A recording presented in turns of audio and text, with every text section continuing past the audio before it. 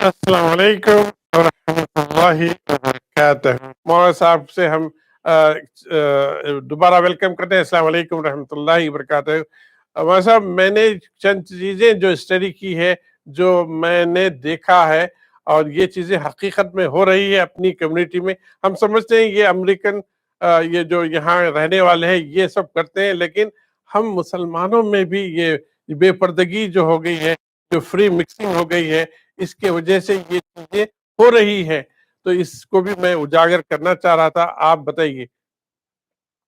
بسم اللہ الرحمن الرحیم۔ دیکھیے، میں نے تو پہلے ایک بات عرض کی ہے، اور اصولی طور پہ کہ ہر ایسا عمل جس کو قرآن نے ذکر کر دیا، میں نے اصولی بات ذکر کی کہ ہر ایسا عمل شریعت میں منع ہے کہ جو ہمیں زنا کے قریب کرنے والا ہے، جس کے بعد زنا ہوتا ہے، اس میں ساری تفصیل جو آپ نے بیان کی وہ سب آ جاتی ہے۔ اور وہ رشتے بھی اللہ تعالی نے متعین کر دیے ہیں کہ جو حرام ہیں، حرمت علیکم امہاتکم و بناتکم، ان رشتوں کا بھی ذکر کر دیا گیا ہے۔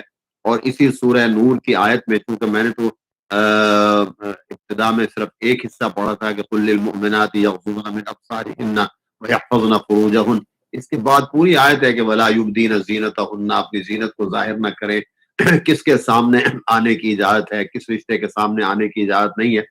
تو ساری تفصیل قرآن کریم میں بنیادی طور پہ جو مقصود بھائی کمی آ رہی وہ یہ ہے کہ کیا میں اپنے بچوں کے دل میں جو گناہ کی تباہ کاریاں ہیں یا گناہوں کی جو برائیاں ہیں، کیا میں ان کو ڈال رہا ہوں؟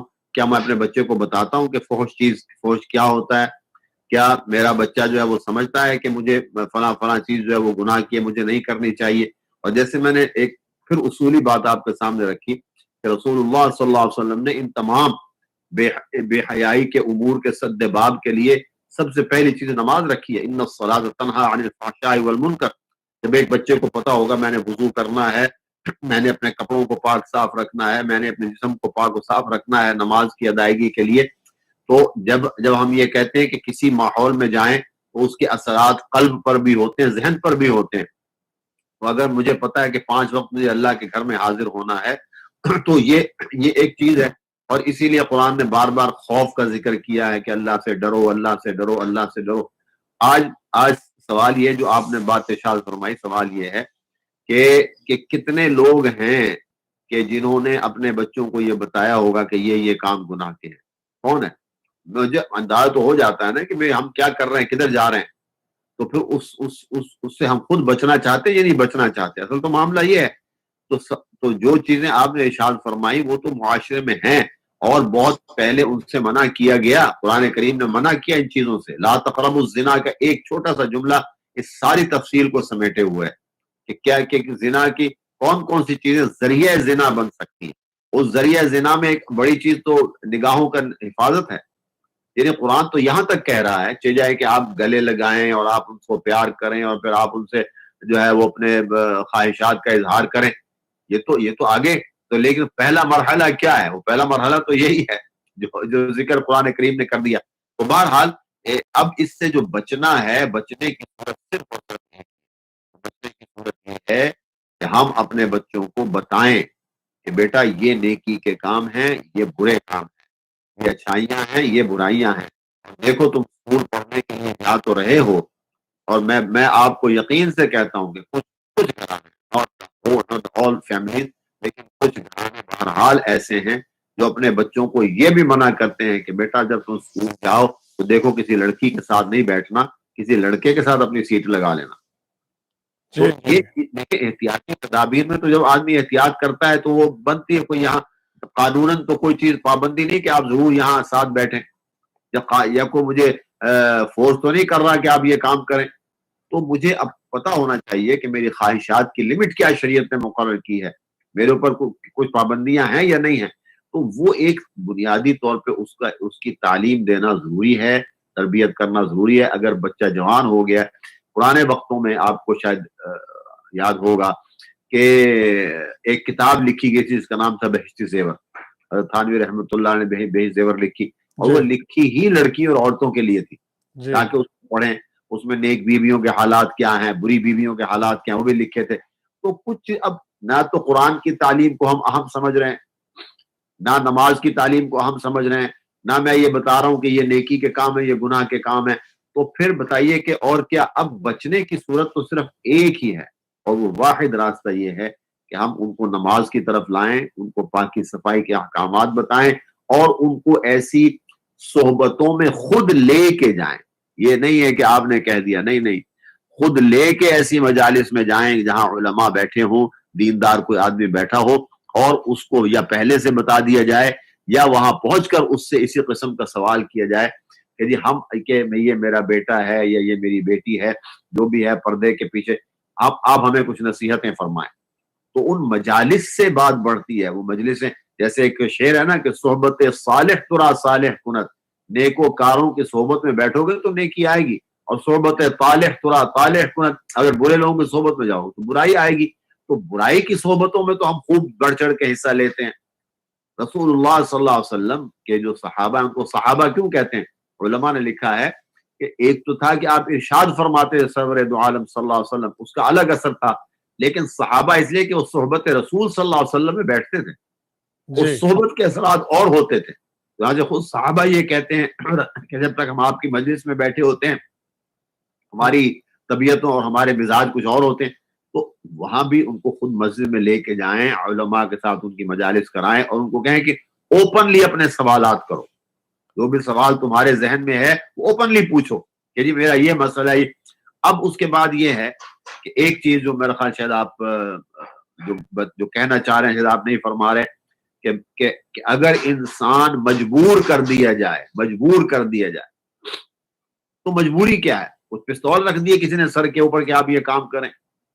آپ سب سے بڑی چیز، علماء لکھا ہے کہ تین چیزیں جو ہے نا انسان کو بڑی محبوب ہوتی ہیں۔ جی ایک اس کو اپنی جان محبوب ہوتی ہے، مال محبوب ہوتا ہے، عزت محبوب ہوتی ہے، تین چیزیں محبوب ہوتی ہیں۔ اور ترتیب ان میں یہ ہے کہ ایک ادنا، یہ بھی ایک ہے کہ ادنا جو ہے اعلیٰ پہ قربان ہو جاتی ہے، ادنا اعلیٰ پہ قربان ہو جاتی ہے۔ تو مال کی مال بھی محبوب ہے، لیکن فرض کیجئے اگر جان پہ جان کی فکر پڑ جائے، جان کے لالے پڑ جائیں، تو کیا آپ مال خرچ کریں گے کہ نہیں کریں گے؟ جی خرچ کریں گے، اس لیے کہ مال جان سے ادنا ہے، مال جان سے ادنا ہے۔ جان اگرچہ اعلیٰ چیز ہے جان، لیکن مال کا مرتبہ جان سے زیادہ نہیں ہے۔ پیسہ آپ خرچ کر دیتے ہیں، قرض بھی لے لیتے ہیں کہ یار بیماری سے کس طرح بچ جاؤں۔ اس کے بعد عزت کا معاملہ ہے، تو جہاں عزت کی بات آ جاتی ہے وہاں انسان اپنی جان بھی قربان کر دیتا ہے، تو ہر ادنا اعلیٰ پہ قربان ہو جاتی ہے۔ تو بھائی اگر ایسا مسئلہ ہے تو آپ اپنی عزت بچائیے، ہمت دکھائیے، اور اپنی آبرو کو بچائیے کسی طریقے سے، جیسے بھی ممکن ہو سکتا ہے۔ باقی جب جیسے پھر آپ نے فرمایا، اور یہ صحیح فرمایا، کہ جب انسان اپنی اس پر ڈٹ جاتا ہے تو پھر اللہ کی مدد خود آ جاتی ہے۔ سیدنا یوسف علیہ السلام کا واقعہ ہمارے سامنے ہے، کوئی ڈھکی چھپی بات تو نہیں ہے۔ جی جی جی اور حق تعالیٰ یہ بھی فرماتے ہیں کہ وَمَن يَتَّقِ اللَّهَ يَجْعَلْ لَهُ مَخْرَجًا، جب انسان اللہ کا ڈر اور خوف اپنے اوپر طاری کرتا ہے تو اللہ خود راستہ خود نکال دیتے ہیں۔ انشاءاللہ۔ مولانا صاحب یہ بتائیے کہ حدیث کا وہ جو مفہوم ہے، ایک ینگ صحابی جو ہے آ کر اللہ کے نبی سے درخواست کرتے ہیں کہ مجھے زنا کی اجازت دیں، میں زنا کرنا چاہتا ہوں، تو اللہ کے نبی صلی اللہ علیہ وسلم نے ان کو کس طرح سے سمجھایا اور کس طرح سے ان کے لیے دعا کی؟ آپ کے ذہن میں آ رہا ہے وہ حدیث کا مفہوم؟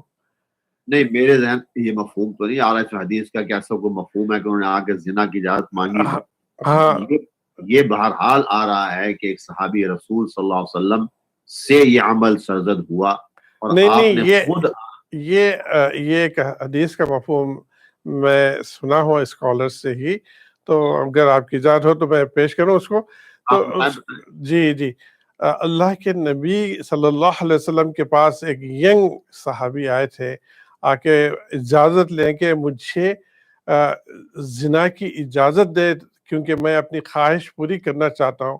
تو آپ جو ہے آپ ان کو بٹھایا اور بٹھا کر ان سے سوال کرنے شروع کیے، کیا بیٹا یہ بتاؤ کہ کوئی آپ کی والدہ کے ساتھ یہ حرکت کریں کہ آپ برداشت کریں گے؟ کیا آپ کی بہن کے ساتھ یہ عمل کریں تو آپ برداشت کریں گے؟ تو اس نے سارے رشتے اللہ کے نبی نے کہا آپ کے پھپھو کے ساتھ، خالہ کے ساتھ، آپ کی بیٹی کے ساتھ، تو سارے رشتے میں انہوں نے کہا نہیں میں برداشت نہیں کروں گا.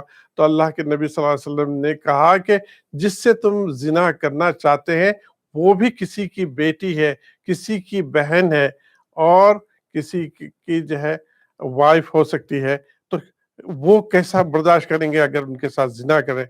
تو اس طرح سے ان کو سمجھایا، اور پھر اللہ سبحانہ تعالیٰ ان کے چیسٹ پہ ہاتھ رکھ کے ان کے لیے دعا کی، اور پھر حدیث میں آتا ہے کہ وہ ساری زندگی اپنی پاکیزہ انہوں نے گزاری ہے، اس برائی سے بچ کر.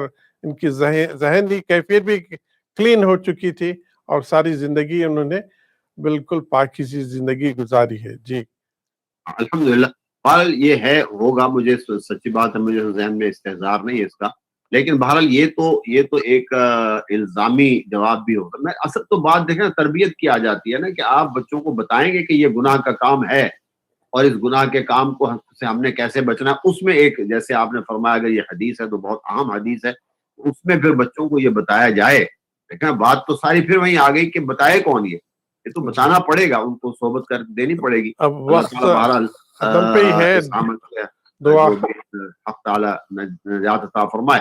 الحمد للہ رب العالمین والعاقبۃ للمتقین والصلاة والسلام علی رسولہ الکریم سیدنا و مولانا محمد وعلى آلہ واصحابہ اجمعین. اللہم انا نسألک علما نافعا وعملا متقبلا ورزقا طیبا واسعا وشفاء من كل داء.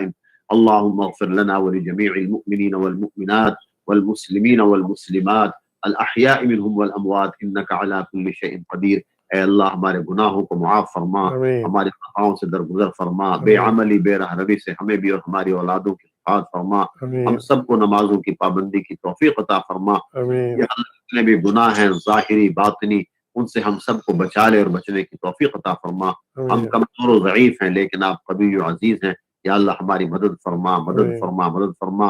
اور یا اللہ جو فتنے ظاہر ہو رہے ہیں، اللہم انا نعوذ بک من الفتن ما ظہر منها وما بطن، جو ظاہر ہو رہے ہیں اور جو بھی ظاہر نہیں ہوئے، ان تمام فتنوں سے ہماری حفاظت فرما. آمین یا اللہ علم غیب اور اپنی قدرت کے ذریعے سے آپ کو معلوم ہے کہ ہمیں کب ہمیں دنیا میں کتنا رہنا ہے. اور اے رب العالمین جتنی ہماری زندگی خیر کے ساتھ گزرنے والی ہے اتنے ہمیں زندگی عطا فرما. اور جب ہمیں آپ وفات عطا فرمائے تو تمام شرور و فتن سے محفوظ فرما. آمین جب کسی قوم میں فتنہ ظاہر ہونے لگے تو یا اللہ ہمیں فتنوں سے محفوظ فرما. اور اس سے پہلے یا اللہ ہمیں اپنے پاس بلا. رب ارحمهما كما ربياني صغيرا. ربنا زدنا علما. اللهم اغفر لأمة محمد صلى الله عليه وسلم. اللهم ارحم أمة محمد صلى الله عليه وسلم. اللهم تجاوز عن أمة محمد صلى الله عليه وسلم. اللهم إنا نسألك حبك وحب من يحبك وحب عمل يقربنا إلى حبك. اے اللہ ہمارے اس پروگرام کو، اس نشست کو، اس گفتگو قبول فرما، اور ہم سب کو عمل صالحہ کی توفیق عطا فرما. وصلی اللہ تعالی علی خیر خلقہ سیدنا وحبیبنا وشفیعنا ومولانا محمد وعلی آلہ واصحابہ اجمعین برحمتک. آمین یا رب العالمین. یا اللہ مولانا صاحب کی اس دعا کو قبول کرے. یا اللہ آج ہم جو سبجیکٹ پہ بات کی زنا کے، یا اللہ اس زنا عظیم سے، یہ گناہ عظیم سے مجھے بھی بچا. جتنے لوگ پروگرام کو دیکھ رہے ہیں، دیکھنے والے ہیں، یا اللہ ان سب کو بچا لے. یا اللہ بچا لے. بہت بڑا گناہ ہے اور یہاں بہت آسان ہے وہ گناہ کرنے کا. یا اللہ ہم سب کو بچا لے. ینگ بچوں کو بھی بچا لے، بڑوں کو بھی بچا لے یا اللہ. اور ساتھ ساتھ اس کا جو حل ہے ہمیں عطا فرما. یا اللہ ینگ بچوں کی جلد سے جلد شادی کا انتظام فرما تاکہ وہ زنا سے بچ سکے. بڑے لوگ بھی جو اس گندگی میں ہیں ان کو بھی بچا لے، ہم سب کو بچا لے. یا اللہ تو رحم کر، ہم سب پر رحم کر، کرم کر، ہمارے دعا کو قبول کرے. یا اللہ جو بھی اچھائی تھی اللہ سبحانہ تعالیٰ آپ کے طرف سے تھی اس پروگرام میں، جو بھی اس میں کمی تھی، غلطیاں تھی میرے طرف سے تھی، یا اللہ معاف کر، درگزر کر کے اس پروگرام کو قبول کر. اور اس کا اجر میرے والد مرحوم محمود صدیقی کو پہنچے اور میری والدہ حمیدہ صدیقی کو پہنچے. جتنے لوگ اس پروگرام کو دیکھ رہے ہیں یا دیکھنے والے ہیں، یا جتنے لوگ اس پروگرام سے منسلک ہیں ان کے والدین اس دنیا میں نہیں ہیں، یا اللہ ہم سب کو اس کا اجر عطا فرما. آدم علیہ السلام سے لے کر آج تک ایمان کی حالت میں آپ کے پاس آ چکے ہیں. یا اللہ سب کو اس کا اجر عطا فرمائے۔ اسی نوٹ کے ساتھ آج کا پروگرام کا اختتام کرتے ہیں۔ ہم سب کو صراط مستقیم پر چلنے کی ہدایت دے، اور انشاءاللہ زندگی رہی تو آئندہ اتوار کو پھر آپ سے ملاقات ہوگی۔ تب تک کے لیے السلام علیکم ورحمۃ اللہ وبرکاتہ۔